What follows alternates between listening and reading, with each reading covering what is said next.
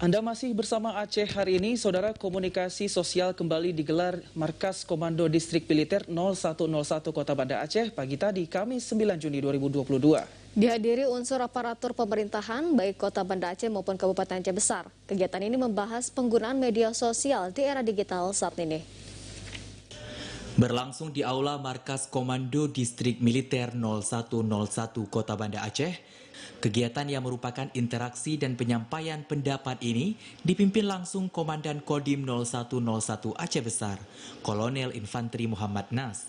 Muhammad Nas mengatakan, komunikasi sosial merupakan agenda rutin yang digelar Kodim setempat sesuai arahan Markas Besar TNI.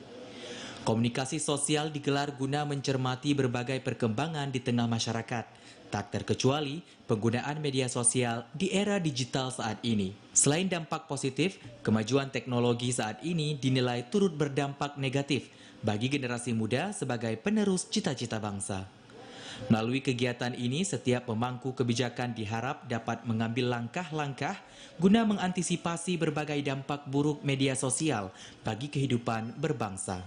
Karena kerawanan yang dihadapi sekarang adalah ancaman media sosial, ancaman elektronik, ancaman kemajuan teknologi yang apabila nggak disikapi dengan bijak, itulah ancaman bagi kita. Kalau saya bilang ini sebagai ancaman hybrid ataupun proxy, apabila kita selaku orang tua, selaku penerus tidak bisa menggunakan dan memanfaatkan dengan baik, prediksi Indonesia 2030 hilang akan terjadi. Bukan negaranya hilang, bukan bangsa hilang, tapi bangsa jiwa Indonesia yang hilang. Terima kasih.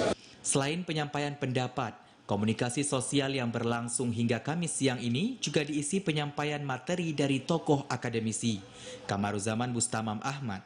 Dalam paparannya, dosen Universitas Islam Negeri Aceh ini mengajak warga di provinsi berjuluk Serambi Mekah ini semakin bijak menggunakan media sosial, khususnya pada hal-hal yang positif.